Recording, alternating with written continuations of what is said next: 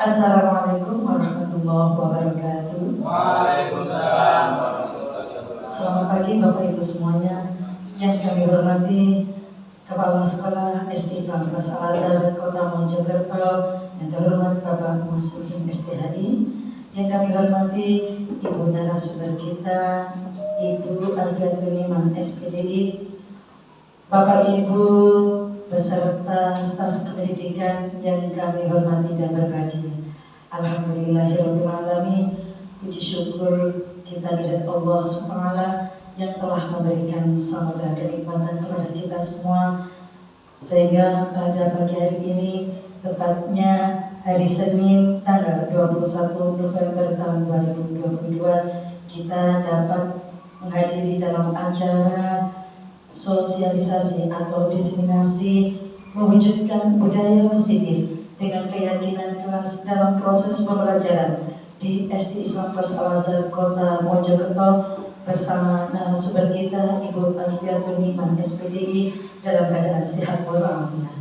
Salam dan salam semoga tetap tercurah berkah kepada junjungan kita Nabi Muhammad SAW dan beliau Nabi Muhammad Nabi yang agung. Bapak Ibu hadirin yang kami hormati, sebagai acara berikutnya yaitu yang pertama pembukaan. Marilah acara ini kita buka dengan bacaan suratul Fatihah. Al-Fatihah. Al-Fatihah.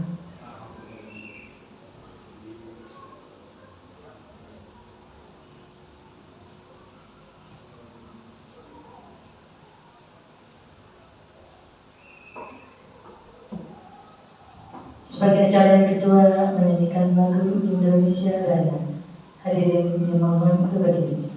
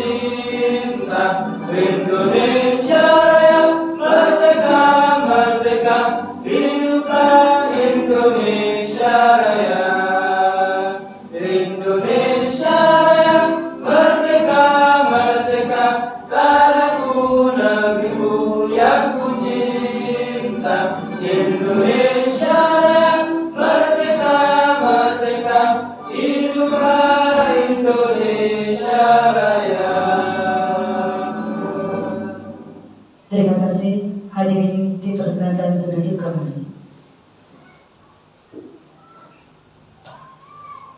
Bapak Ibu hadirin yang kami hormati, sebagai acara berikutnya sambutan yang akan disampaikan oleh Kepala Sekolah SD Islam Kelas Al-Azhar Kota Mojokerto. Kami mohon yang terhormat Bapak Mas Udin STHI dipersilakan sekaligus untuk membuka acara pada pagi hari ini. Dipersilakan.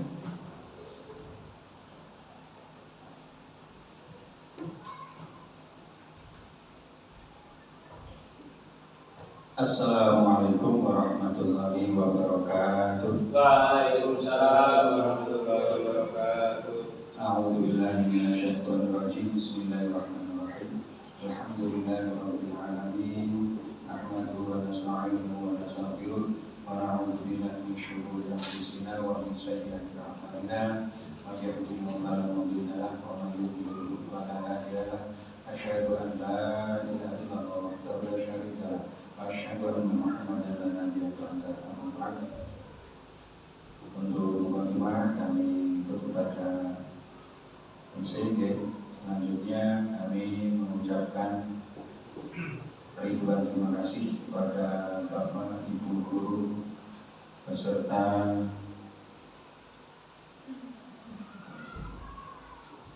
pada pagi hari ini. Mudah-mudahan kehadiran Bapak Ibu semuanya akan dicatat oleh Allah Subhanahu wa taala, menjadikan catatan amal saleh yang diterima oleh Allah Subhanahu wa taala. Amin ya rabbal alamin. Salawat serta salam semoga selalu tercurahkan kepada kita Nabi Muhammad sallallahu alaihi wasallam, yang mudah-mudahan kita semuanya selalu diakui sebagai umat yang telah mendapatkan syafaat dari Rasulullah di akhir zaman. Amin ya rabbal alamin. Selanjutnya Bapak Ibu, kami atas nama Sekolah SD Islam Plus Al-Azhar yang pertama mengucapkan ribuan terima kasih khususnya kepada Bapak Ibu guru semuanya yang telah sudi meluangkan waktu untuk mengikuti agenda kegiatan pada pagi hari ini. Mudah-mudahan nanti kegiatan pada hari ini tetap berjalan dengan lancar, baik, dan selalu mendapatkan keberkahan dari Allah Subhanahu wa taala. Kemudian yang kedua, kami juga mengucapkan terima kasih kepada narasumber kita, yaitu Bu Alfia Nikmah SPDI, yang dalam hal ini alhamdulillah mendapatkan kepercayaan amanah dari pusat untuk bisa masuk ke dalam nominasi guru penggerak mewakili dari SD Islam Plus Al-Azhar. Mudah-mudahan dengan adanya delegasi ini nantinya akan benar-benar membawakan materi ataupun perubahan untuk Al-Azhar yang lebih baik lagi, lebih maju lagi, dan lebih syukur-syukur sampai sempurna, sehingga visi-misi daripada SD Islam Plus Al-Azhar benar-benar akan terwujud, yaitu menjadi sekolah percontohan di tingkat nasional. Maka dari itu kami patut bersyukur bersama dengan adanya dari narasumber kita atau adalah bagian dari guru SD Islam Plus Al-Azhar. Ini nanti akan bisa membimbing, memberi percontohan kepada teman-teman sejawatnya, sehingga nantinya benar-benar akan membawa perubahan yang lebih baik lagi, khususnya untuk SD Islam Plus Al-Azhar, di mana dalam hal ini akan disampaikan melalui desimasi atau sosialisasi tentang budaya positif di sekolah.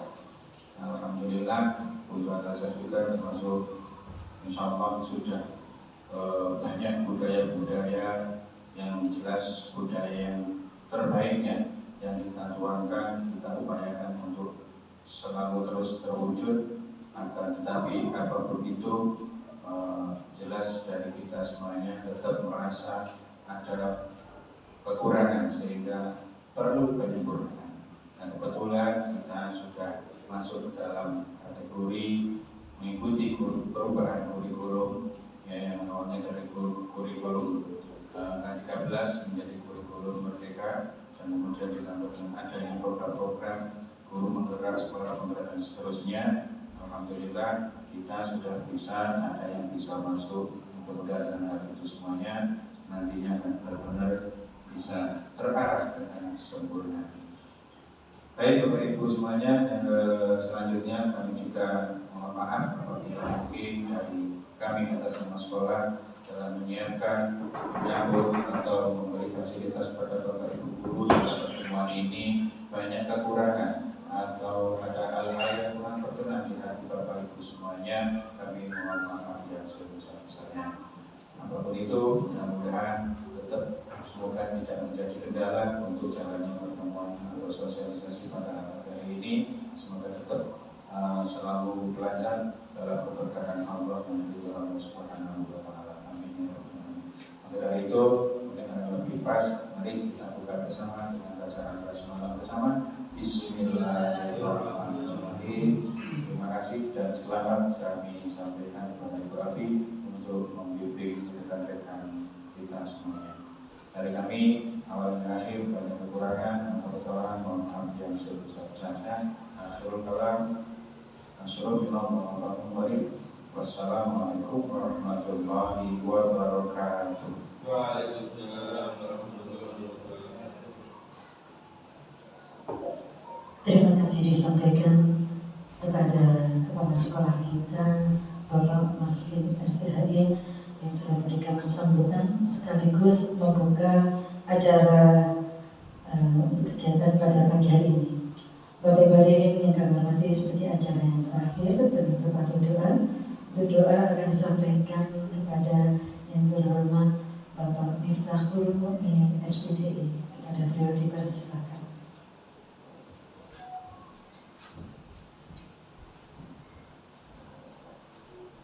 Assalamualaikum warahmatullahi wabarakatuh. Waalaikumsalam warahmatullahi wabarakatuh. Yang kami hormati Bapak Masruh STHI selaku Kepala Sekolah SD Islam Besar Al-Azhar, Bapak Ibu dan guru yang saya hormati, marilah kita berdoa bersama-sama, mudah-mudahan acara pada pagi hari ini diberikan kelancaran oleh Allah Subhanahu wa taala.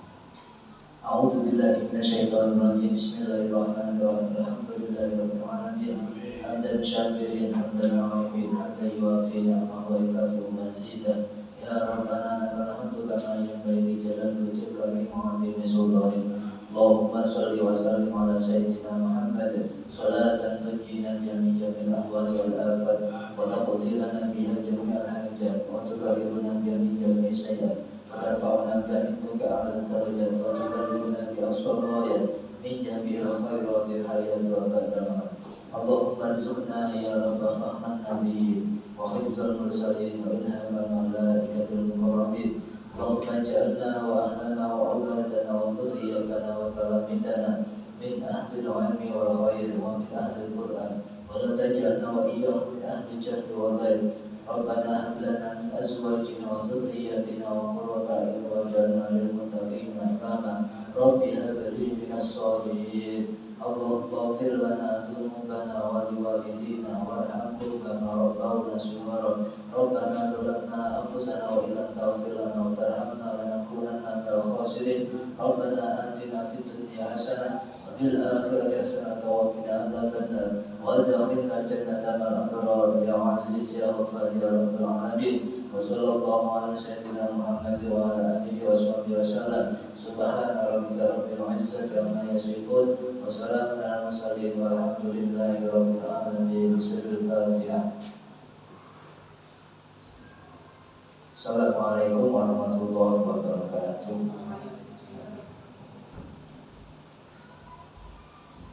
Terima kasih Bapak Ibu hadirin yang kami hormati. Alhamdulillahirrahmanirrahim. Dengan berakhirnya doa, maka untuk kegiatan pembukaan acara sosialisasi atau diseminasi ini semoga dapat berjalan dengan baik, lancar, dan bermanfaat bagi kita semuanya. Amin amin Allahumma amin. Saya sebagai pengacara mohon maaf segala khilaf. Akhirul kalam wallahul muwaffiq ila aqwamit thoriq. Wassalamualaikum warahmatullahi wabarakatuh. Sebagai acara berikutnya yaitu sosialisasi atau diseminasi mewujudkan budaya positif dengan keyakinan kelas dalam proses pembelajaran di SD Islam Plus Al-Azhar Kota Mojokerto bersama narasumber kita Ibu Alfiatul Nikmah SPDI. Kepada beliau dipersilakan dan nantinya akan berlanjut sesi tanya jawab. Monggo Ibu.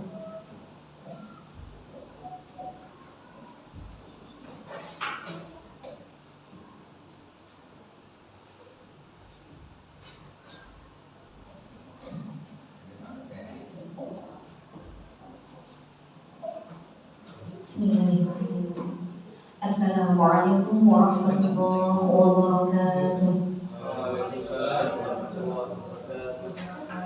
Alhamdulillah wa syukurillah bi ni'matillah la haula wa la quwwata illa billah amma ba'd. Kepada Bapak Kepala Sekolah, Bapak Masruh STHI yang sangat saya hormati, kepada Bapak Ibu Guru SD Islam Kampus Al-Azhar yang sangat saya hormati.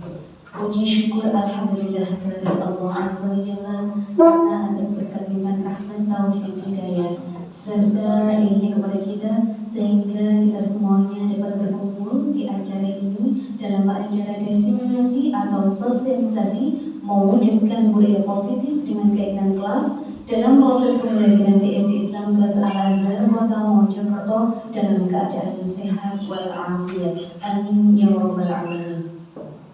Tak lupa selawat serta salam semoga tetap tercurah limpahkan kepada junjungan kita Nabi akhir zaman Nabi kita Nabi Muhammad Rasulullah SAW dan ucapan Allahumma sholli ala sayyidina Muhammad.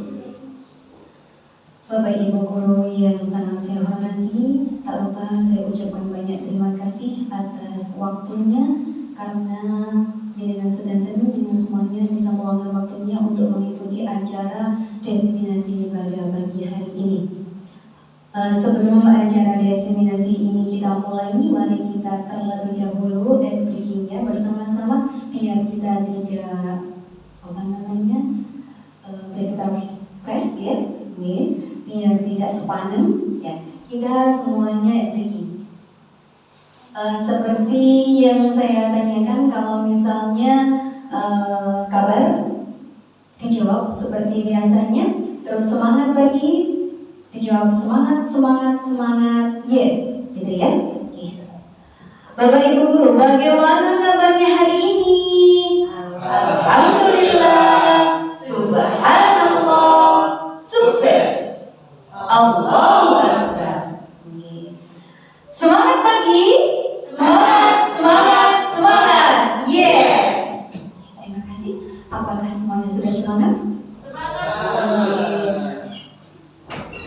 Ya, kalau sudah semangat, ya kita semuanya konsentrasi, fokus, ya, mendengarkan apa yang akan saya sampaikan, yaitu tentang mewujudkan budaya positif dengan keinginan kelas dalam proses pembelajaran di SD Islam Kota Al-Azhar. Oke, kita lanjut. Oke. Apakah budaya positif itu? Apa contoh penerapan budaya positif yang telah kita terapkan di sekolah? Budaya positif adalah nilai-nilai dan kebiasaan-kebiasaan di sekolah yang berpihak pada peserta didik agar mereka dapat berkembang menjadi pribadi yang kritis, penuh hormat dan bertanggung jawab. Contohnya apa? Contohnya yang pertama yaitu murid dan guru menerapkan 5S. Senyum, sapa, salam, sopan, dan santun. Di sekolah kita sudah kita terapkan, ya, seperti yang kita terapkan setiap pagi hari, yaitu tentang penyambutan siswa. Nah, di situ siswa mengucapkan salam sambil bersalaman kepada gurunya, ya. Terus kita senyum, ya, kita sapa anak-anak dengan sikap sopan dan santun. Tentunya untuk anak-anak juga. Yang kedua, berdoa sebelum dan sesudah pembelajaran dimulai. Nah, itu adalah budaya positif yang harus tetap kita pertahankan. Selanjutnya, melaksanakan tata tertib sekolah. Banyak sekali tata tertib yang ada di sekolah kita. Nah, kalau seperti itu termasuk adalah budaya positif yang harus kita pertahankan dan kita laksanakan setiap harinya. Selanjutnya, cinta, kebersihan lingkungan dan lain-lain. Jadi, anak-anak kita beri contoh apabila ada sampah-sampah yang berserakan yang tidak di tempatnya, kita beritahu supaya sampah tersebut diambil dan dimasukkan ke dalam tong sampah biar kita selalu cinta kebersihan dan lingkungan kita selalu bersih. Seperti itu adalah contoh-contoh budaya positif yang ada di sekolah.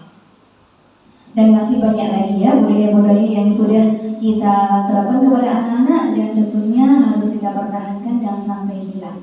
Selanjutnya, perubahan paradigma filosofi Ki Hajar Dewantara. Semua anak itu terlahir dengan bakatnya masing-masing. Tugas guru adalah menuntun segala kekuatan kodrat yang ada pada anak-anak itu agar mereka sebagai manusia dan anggota masyarakat dapatlah mencapai keselamatan dan kebahagiaan setinggi-tingginya. Ya, guru diibaratkan sebagai seorang petani dan murid diibaratkan sebagai benih padi atau benih jagung atau yang lainnya. Di sini guru sebagai petani yang mana murid adalah sebagai benih. Nah, Nah, kita harus bisa membimbing anak-anak. Anak-anak sudah mempunyai bakat dari lahir. Jadi kita harus bisa menuntun mereka sesuai dengan kodratnya, ya. Jadi kita sebagai guru bagaimana menjadikan seorang murid itu menjadi anak yang lebih baik lagi. Seorang murid sudah mempunyai bakat, seorang murid itu sudah mempunyai potensi dari lahirnya. Jadi kita mengarahkan mereka supaya menjadi pribadi yang lebih baik lagi. Selanjutnya, guru membimbing peserta didik sesuai dengan kodrat alam dan kodrat zaman.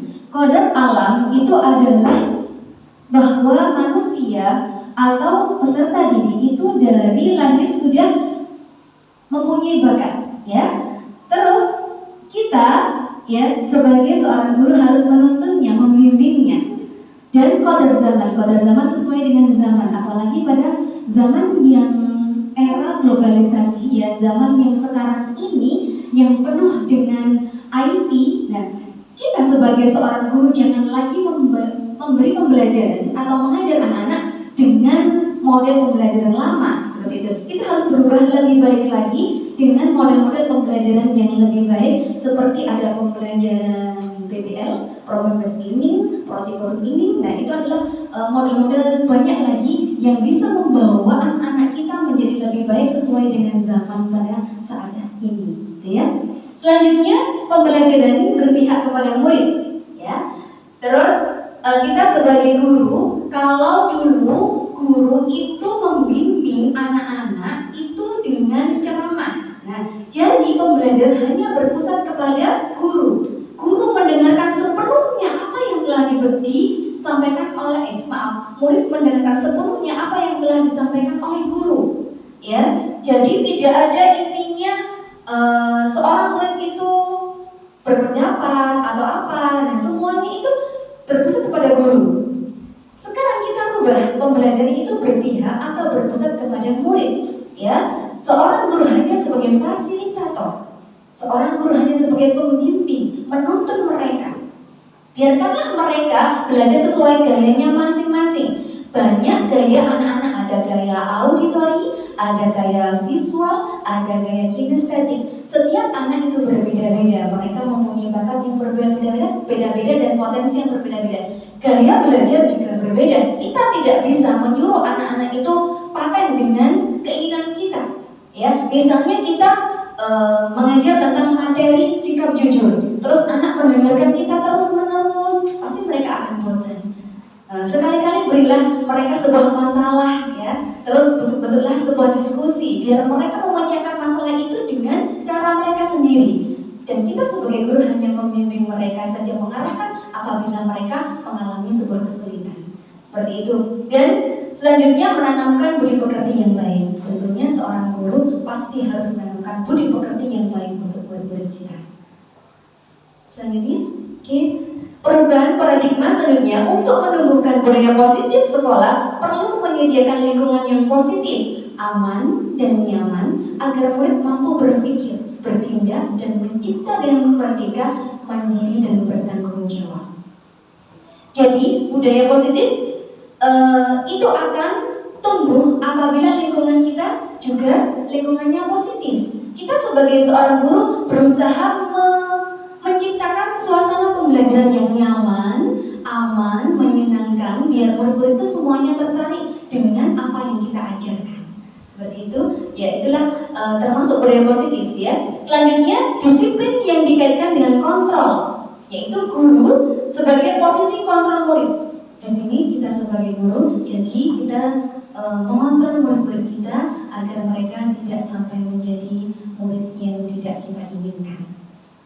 Selanjutnya, ini ada sebuah kegiatan pemantik, ya, seperti ini. Anda dan teman Anda akan melakukan kegiatan.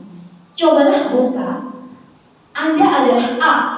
Tugas Anda adalah mengepalkan satu tangan Anda. Coba Anda bayangkan bahwa Anda menyimpan sesuatu yang sangat berharga dalam kepalan tangan Anda. Anda perlu menjaga benda tersebut sekuat tenaga Anda, karena begitu pentingnya untuk kehidupan Anda. Tugas rekan Anda, yaitu B, adalah mencoba dengan segala cara untuk membuka kepalan tangan Anda. Teman Anda B boleh membujuk, boleh menghardik, boleh mengintimidasi, memarahi, menggoda, menggelitik, bahkan menawari Anda uang agar Anda bersedia membuka kepalan tangan Anda. Terus Anda B, bandingkan jawaban Anda, apakah berbeda atau sama? Bila mana berbeda, kira-kira mengapa? Yang pertama, apakah Anda atau apakah B membuka kepalan tangan Anda? Mengapa? Apa alasan Anda membuka kepalan Anda? Yang kedua, apakah Anda B menutup kepalan tangan Anda? Mengapa? Apa alasannya? Yang ketiga, dalam kegiatan ini sesungguhnya siswa yang memegang kendali atau kontrol untuk membuka atau menutup kepalan tangan. Kemungkinan jawaban kita terhadap pertanyaan-pertanyaan pertama dan kedua bervariasi antara yang bersedia membuka dan yang tetap bertahan menutup kepalan tangannya. Pertanyaan ketiga, siapakah yang sesungguhnya memegang kontrol? Yang menutup kepalan tangan atau yang berusaha dengan segala cara untuk membuka kepalan tangan rekannya? Jawabannya tentu kita sendiri yang memegang kontrol atas kepalan tangan kita. Apakah kita membuka atau menutup kepalan tangan kita? Itu bergantung pada diri kita masing-masing sesuai dengan kebutuhan dasar yang ada pada saat ini. Selanjutnya, ini ada beberapa teori kontrol yang menurut psikiater pendidik Dr. William Glasser. Menurut beliau, untuk meluruskan beberapa miskonsepsi tentang makna kontrol. Yang pertama, ilusi guru mengontrol murid. Ya, pada dasarnya kita tidak dapat memaksa murid untuk berbuat sesuatu jikalau murid tersebut memilih untuk tidak melakukannya, walaupun tampaknya guru sedang mengontrol perilaku murid. Hal demikian terjadi karena murid sedang mengizinkan dirinya dikontrol. Yang kedua, ilusi bahwa semua penguatan positif itu efektif dan bermanfaat. Penguatan positif atau bujukan adalah bentuk-bentuk kontrol. Segala usaha untuk mempengaruhi murid agar mengulangi suatu perilaku tertentu adalah salah satu usaha untuk mengontrol murid tersebut. Dalam jangka waktu tertentu, kemungkinan murid tersebut akan menyadarinya dan mencoba untuk menolak bujukan kita, atau bisa jadi murid tersebut menjadi tergantung pada pendapat sang guru untuk berusaha. Selanjutnya, ilusi bahwa kritik dan membuat orang merasa bersalah dapat menguatkan karakter. Nah, di sini menggunakan kritik dan rasa bersalah untuk mengontrol murid menuju pada identitas gagal. Gitu ya. Mereka belajar untuk merasa buruk tentang diri mereka. Mereka mengembangkan dalam diri yang negatif, kadang-kala sulit bagi guru untuk mengidentifikasi bahwa mereka sedang melakukan perilaku ini. Karena seringkali guru cukup menggunakan suara halus untuk menyampaikan pesan negatif. Yang keempat, ilusi bahwa orang dewasa memiliki hak untuk memaksa. Banyak orang dewasa yang percaya bahwa mereka memiliki tanggung jawab untuk membuat murid-murid berbuat hal-hal tertentu. Nah, seperti itu. Lanjutkan. Sekarang ada perbedaan antara stimulus respon dan teori kontrol. Yang pertama, realitas. Menurut stimulus respon, realitas. Dan bandingannya dengan teori kontrol. Yang pertama, realitas kebutuhan kita sama, tetapi tidak, ternyata realitas kita itu berbeda. Semua orang melihat hal yang sama, tetapi di teori kontrol setiap orang itu memiliki gambaran yang berbeda-beda. Ketiga, kita mencoba mengubah orang agar berpandangan sama dengan kita. Tetapi di teori kontrol kita berusaha memahami pandangan orang lain tentang dunia. Keempat, perilaku buruk dilihat sebagai suatu kesalahan. Dan perbandingannya, semua perilaku memiliki sebuah tujuan. Orang lain bisa mengontrol saya, tetapi di teori kontrol hanya Anda yang bisa mengontrol diri Anda. Yang keenam, saya bisa mengontrol orang lain. Perbandingannya, Anda tidak bisa mengontrol orang lain. Yang ketujuh, pemaksaan ada pada saat bujukan gagal. Perbandingannya, kolaborasi dan konsensus menciptakan pilihan-pilihan baru. Yang kedelapan, model berpikir menang kalah. Perbandingannya adalah model berpikir itu menang-menang. Di sini selanjutnya tentang makna disiplin. Disiplin itu biasanya dikaitkan dengan tata tertib, teratur dan kepatuhan pada peraturan. kata disiplin juga sering dihubungkan dengan hukuman.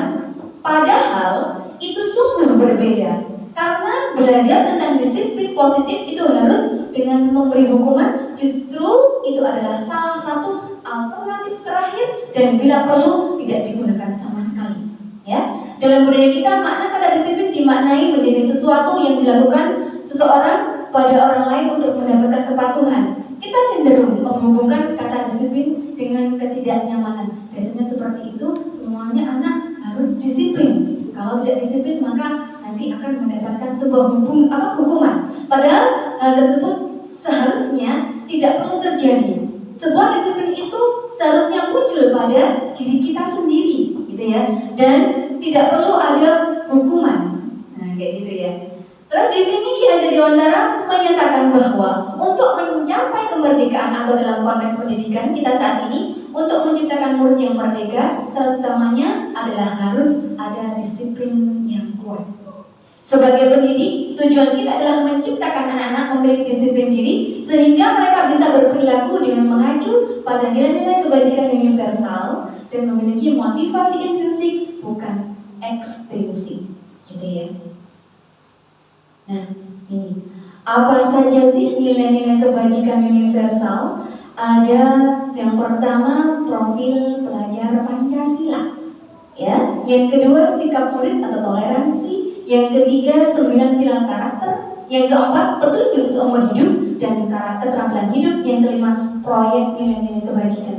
Dalam sekolah kita yang sekarang kita memakai kurikulum merdeka, terutama pada kelas 1 dan kelas 4, kita mengenal dengan yang namanya dimensi profil pelajar Pancasila, karakter profil pelajar Pancasila. Mungkin ada yang tahu profil pelajar Pancasila itu ada berapa karakternya nih? Ada yang tahu? Ada 6 ya? Ya. Ada 6. Nah, ini anak-anak perlu kita ketahui. Mungkin bagi wali kelas atau guru kelas yang sudah mengajari anak-anak di kurikulum merdeka, mereka semuanya insya Allah sudah tahu tentang 6 dimensi atau 6 karakter pada profil pelajar Pancasila, ya.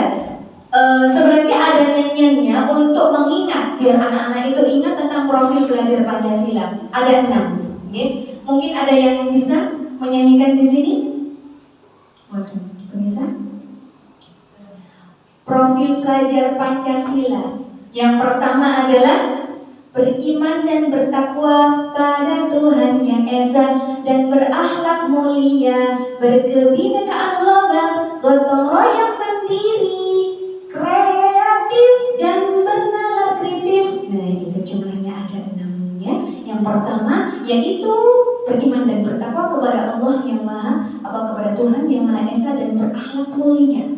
Yang kedua berkebinekaan global. Yang ketiga gotong royong, terus mandiri, kreatif dan bernalar kritis. Nah, itu adalah karakter-karakter yang perlu kita tanamkan kepada anak-anak kita semuanya. Selanjutnya, teori motivasi perilaku manusia. Ada beberapa. Yang pertama, untuk menghindari ketidaknyamanan atau hukuman. Yang kedua, untuk mendapatkan imbalan dari orang lain. Nah, kalau mendapatkan imbalan dari orang pasti termotivasi. Seperti itu ya. Apa yang akan saya dapatkan apabila saya melakukannya? Ini termasuk motivasi dari orang lain, eksternal ya, dari luar, bukan dari diri sendiri. Yang ketiga, untuk menghargai diri sendiri, menjadi insan sesuai harapan kita. Nah, itu perlu motivasi ya. Saya akan menjadi orang seperti apa bila saya melakukannya? Itu terdapat pada dirinya sendiri. Motivasi yang muncul pada dirinya sendiri atau budaya positif. Oke, selanjutnya. Nah, ini tadi tentang keyakinan kelas. Keyakinan kelas itu apa sih? Nah, keyakinan kelas itu adalah nilai-nilai kebajikan atau prinsip-prinsip universal yang disepakati bersama secara universal, ya, terlepas dari latar belakang, suku, negara, bahasa maupun agama. Jadi semuanya sama, tidak ada yang berbeda-beda untuk menetapkan sebuah keyakinan kelas. Ya, keyakinan kelas ini adalah menurut Gosen, suatu keyakinan akan lebih memotivasi seorang dari dalam diri, ya. Seseorang akan lebih bersemangat untuk menjalankan keyakinan daripada hanya sekedar mengikuti serangkaian peraturan. Kalau keyakinan kelas itu dirumuskan bersama-sama, mereka akan lebih termotivasi, lebih semangat untuk menjalankannya daripada dengan peraturan-peraturan yang sudah ditetapkan. Pembentukan keyakinan kelas. Yang pertama, keyakinan kelas itu bersifat abstrak daripada peraturan yang lebih rinci dan konkret. Yang kedua, keyakinan kelas berupa pertanyaan-pertanyaan atau pernyataan-pernyataan yang universal. Tiga, pernyataan-pernyataan keyakinan kelas nanti akan dibuat dalam bentuk positif. Keyakinan kelas hendaknya tidak terlalu banyak sehingga mudah diingat dan dipahami oleh semua warga kelas. Yang kelima, keyakinan kelas sebaiknya sesuatu yang dapat diterapkan di lingkungan tersebut. Yang keenam, semua warga kelas hendaknya ikut berkontribusi dalam pembuatan keyakinan kelas lewat kegiatan curah pendapat. Yang ketujuh, bersedia meninjau kembali keyakinan kelas dari waktu ke waktu. Ini perbedaan antara peraturan dan keyakinan kelas. Di sini peraturan itu biasanya isinya kadang-kadang itu ada kata-kata dilarang, jangan, tidak boleh.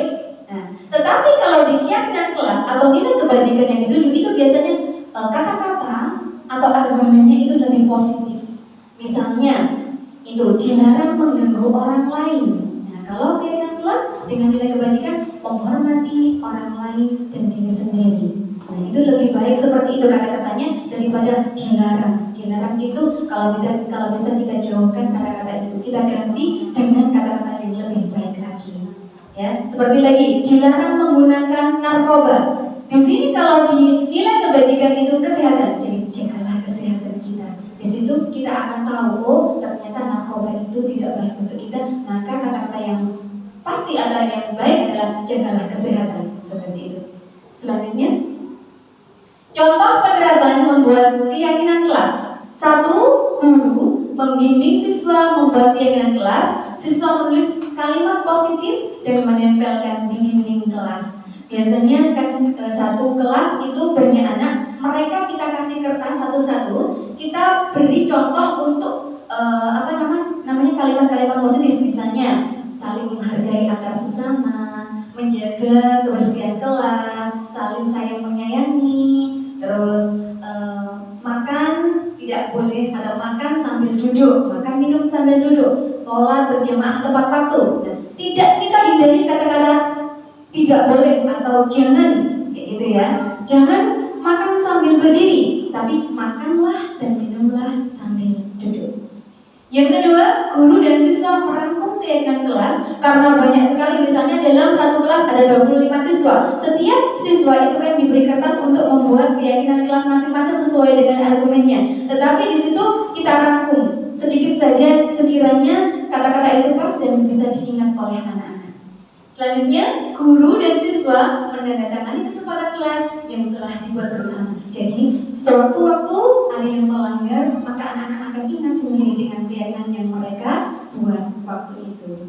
Selanjutnya, dan ini adalah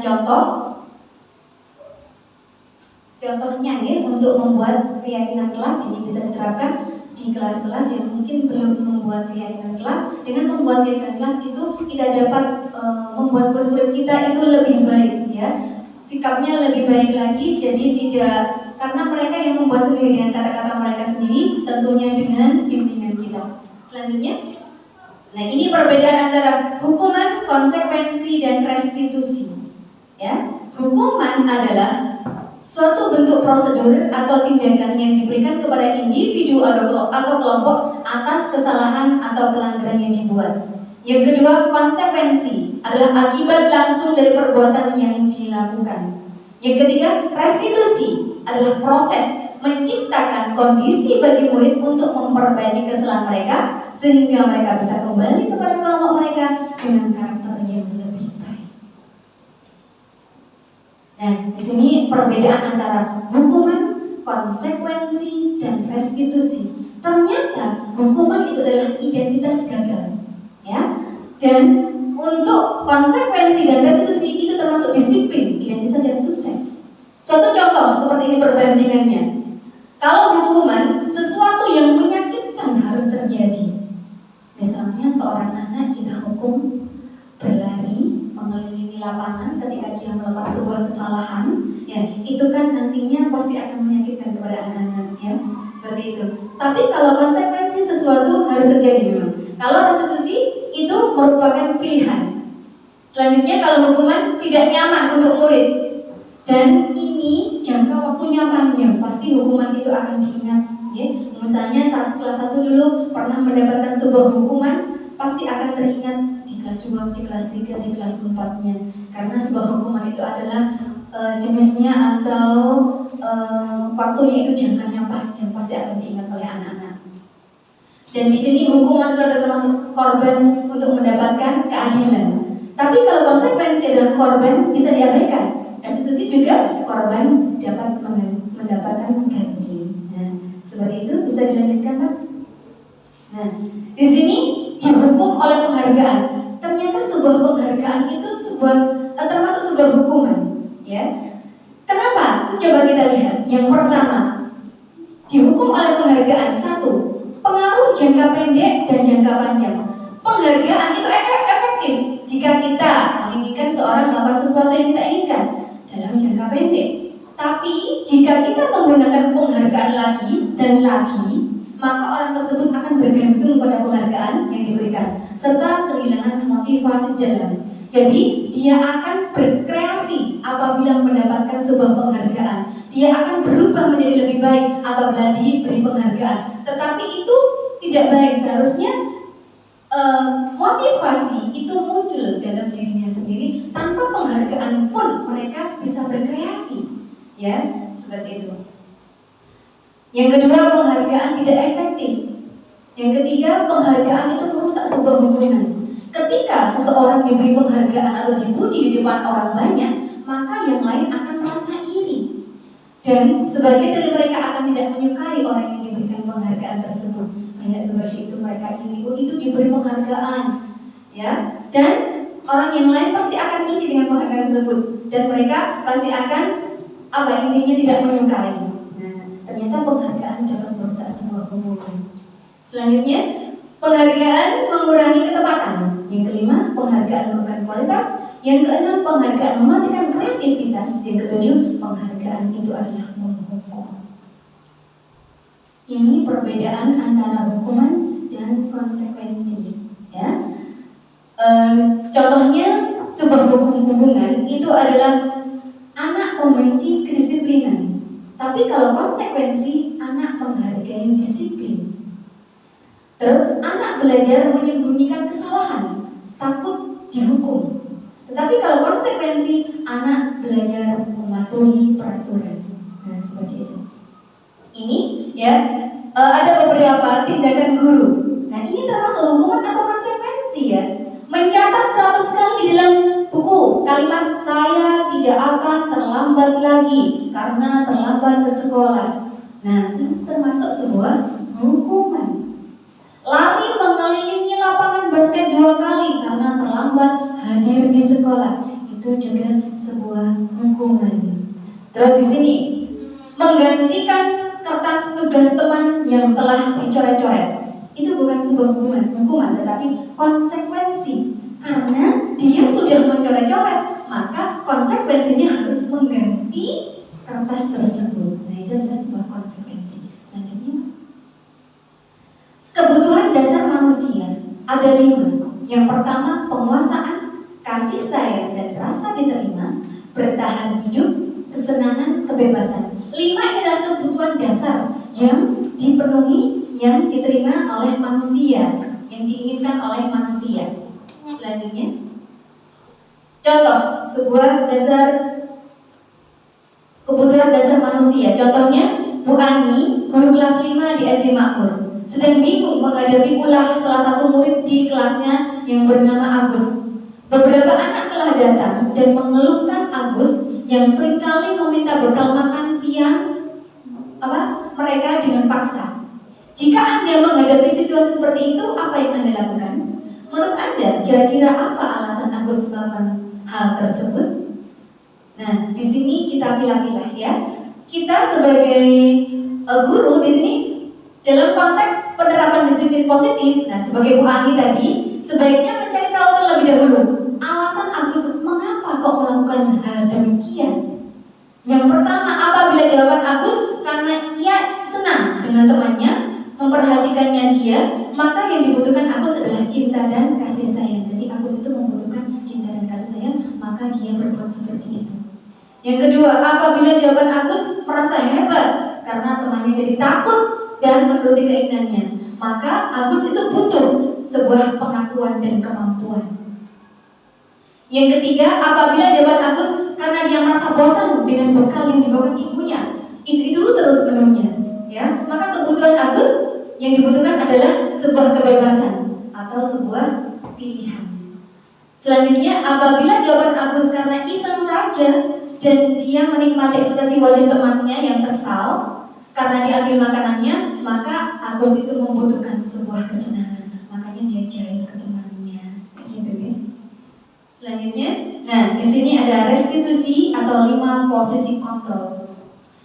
Ini menurut Dan Gosen dalam bukunya Restitution, Restructuring School Discipline. Nah, ini merupakan bahwa guru itu perlu meninjau kembali penerapan disiplin di sebuah ruang kelas mereka selama ini. Dan apakah telah efektif? Apakah berpusat memerdekakan dan memandikan murid? Bagaimana dan mengapa? Nah, di sini ada 5 posisi kontrol. Yang pertama, menghukum, penghukum, pembuat rasa bersalah, teman, pemantau, dan manajer. Kita sebagai guru, kita termasuk yang mana? Gitu ya, ada 5. Yang pertama, apakah kita sebagai penghukum? Apa sih penghukum itu? Yaitu seorang penghukum bisa menggunakan hukuman fisik maupun verbal dan akan berkata, patuhi aturan saya. Awas ya, kalau kamu berbuat salah lagi. Itu biasanya yang dikatakan oleh seorang penghukum. Yang kedua, membuat rasa bersalah. Pada posisi ini biasanya guru akan bersuara lebih lembut. Kata-kata yang dikeluarkan itu lebih lembut. Seperti ibu sangat kecewa sekali dengan kamu. Berapa kali bapak memberitahukan kamu ya? Nah, gimana coba kalau orang tua kamu tahu kamu berbuat begini? Nah, itu merasa seorang murid itu merasa bersalah gitu ya. Nah, membuat merasa bersalah. Yang ketiga, sebagai teman. Guru pada posisi ini tidak akan menyakiti murid, namun akan tetap berupaya mengontrol murid melalui persuasi. Mereka akan berkata, ayo bantulah, demi Bapak ya, ayo bantu, kita bersama-sama menyelesaikan tugas ini. Biasanya seperti itu. Yang keempat, pemantau. Memantau berarti mengawasi. Pada saat kita mengawasi, kita bertanggung jawab atas perilaku orang-orang yang kita awasi. Pertanyaan yang diajukan sebagai pemantau biasanya, peraturannya apa? Apa yang telah kamu lakukan? Sanksi dan konsekuensinya apa? Nah, itu sebagai pemantau. Yang kelima, manajer. Nah, manajer ini adalah posisi di mana guru berbuat sesuatu bersama dengan murid, mempersilahkan murid mempertanggungjawabkan perilakunya, mendukung murid agar dapat menemukan solusi atas permasalahannya sendiri. Seorang manajer akan berkata, apa yang kita yakini? Kita kembalikan ke keyakinan kelas yang sudah dibuat bersama-sama tadi. Apakah kamu meyakininya? Jika kamu meyakininya, apakah kamu bersedia memperbaikinya? Jika kamu memperbaiki hal ini, terus hal ini menunjukkan apa tentang dirimu? Apa rencana kamu untuk memperbaiki hal ini? Nah, di 5 posisi kontrol, kira-kira kita sebagai guru yang mana? Apakah penghukum? Apakah pembuat rasa bersalah? Apakah kita sebagai teman dengan murid kita? Ataukah kita hanya sebagai pemantau? Ataukah kita sudah menjadi seorang manajer untuk murid-murid kita? Dalam 5 posisi kontrol itu sebenarnya kita harus dijauhkan dari yang namanya penghukum. Seorang guru kalau boleh dikatakan janganlah menjadi seorang penghukum, ya, karena seorang penghukum itu tadi sudah dijelaskan bahwa hukuman itu intinya diingat dalam waktu yang panjang dan menyakitkan bagi seorang murid. Nah, lebih baik kita sebagai seorang manajer, kayak gitu ya. Coba dilanjutkan, Pak. Nah, ini ada beberapa perbedaan. Perilaku kontrol negatif itu adalah penghukum dan membuat merasa bersalah. Untuk perilaku kontrol positif itu sebagai teman dan pemantau. Untuk kontrol ini itu sebagai manajer. Nah, bila guru berbuat menghardik, kalau penghukum kan guru berbuat menghardik, menunjuk-nunjuk, menyakiti, menyindir. Nah, kalau membuat merasa bersalah itu biasanya guru berbuat berceramah, menunjukkan kekecewaan mendalam. Kalau sebagai teman, biasa guru berbuat membuatkan alasan-alasan untuk murid-muridnya. Kalau pemantau, menghitung dan mengukur, untuk manajer mengajukan pertanyaan-pertanyaan. Selanjutnya, Pak. Nah, terus, di sini tadi ada perbedaan antara restitusi, hukuman, dan konsekuensi. Restitusi, ciri-cirinya yang pertama, itu bukan untuk menebus kesalahan, namun untuk belajar dari kesalahan. Yang kedua, restitusi itu memperbaiki hubungan. Yang ketiga, restitusi adalah tawaran, bukan paksaan. Yang keempat, restitusi itu menuntun untuk melihat ke dalam diri. Yang kelima, restitusi itu mencari kebutuhan dasar yang mendasari tindakan. Yang keenam, restitusi diri adalah cara yang paling baik. Yang ketujuh, restitusi fokus pada karakter, bukan tindakan. Yang kedelapan, restitusi itu menguatkan dan fokus pada solusi serta mengembalikan murid yang berbuat salah pada kelompoknya. Nah, ini adalah segitiga restitusi, yang mana yang pertama menstabilkan identitas, validasi tindakan yang salah, terus menanyakan keyakinan. Ini sebuah contoh, ya. Menstabilkan identitas itu apa sih? Kalau kita ada seorang murid atau murid kita yang sedang berbuat salah, nah, kita buat sebuah segitiga restitusi untuk membuat atau untuk memecahkan masalah tersebut. Yang pertama, menstabilkan identitas, bertujuan untuk mengubah identitas anak dari orang yang gagal karena melakukan kesalahan menjadi orang yang sukses dengan cara mengatakan kalimat-kalimat ini. Yang pertama, berbuat salah itu tidak apa-apa.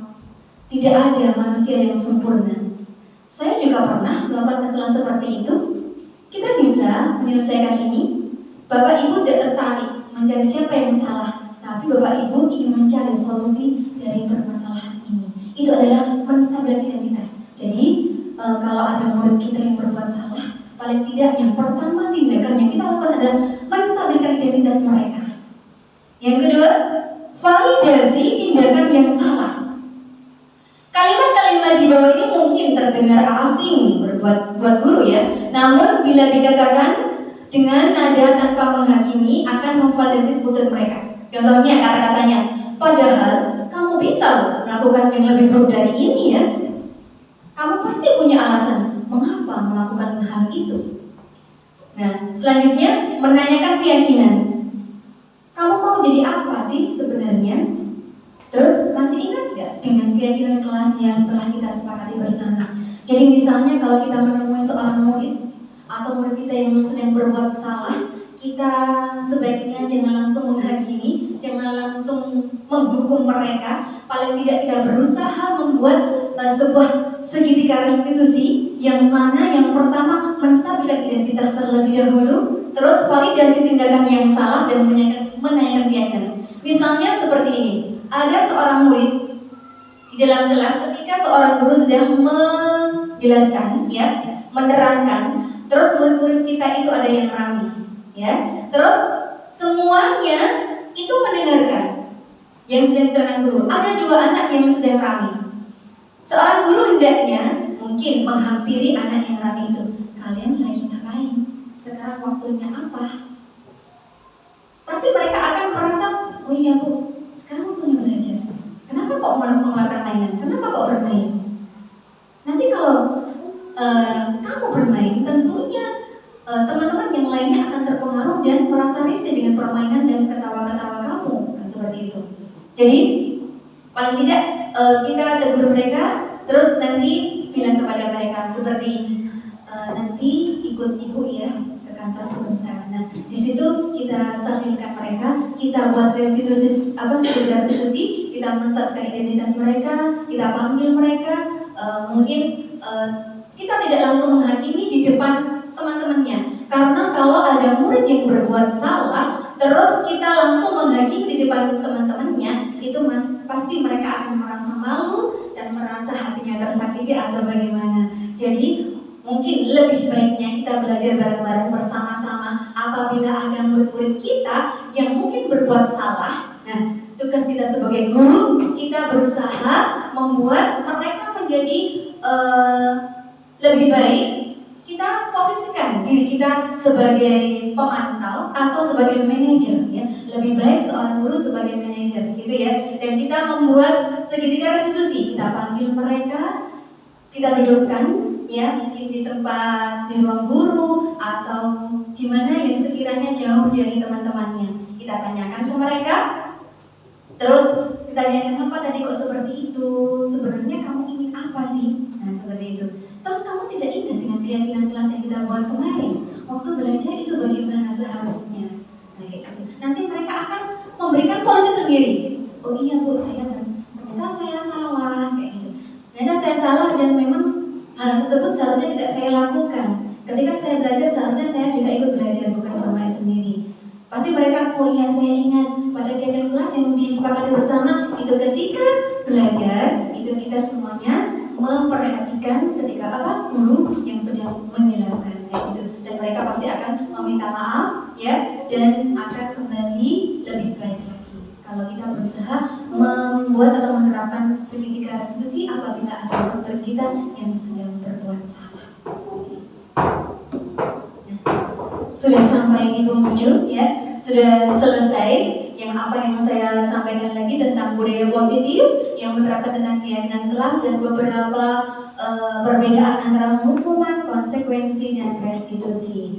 Nah di sini mungkin ada yang perlu ditanyakan, monggo saya persilakan. Mungkin dari pemaparan saya tadi ada yang kurang difahami atau bagaimana, monggo bisa ditanyakan. Kalau bisa nanti saya jawab, kalau tidak bisa saya jawab nanti kita cari solusinya bersama-sama. Ya, ada yang bertanya?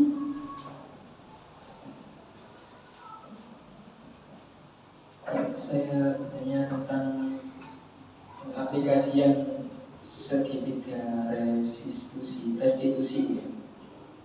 Apakah segitiga restitusi itu bisa diterapkan di tiap-tiap jenjang, baik kelas bawah maupun kelas atas? Itu saja yang saya tanyakan. Terima kasih. Assalamualaikum warahmatullahi wabarakatuh. Ya, terima kasih sekali, pertanyaan yang menarik, pertanyaan yang hebat. Mungkin ada yang lain yang mau bertanya?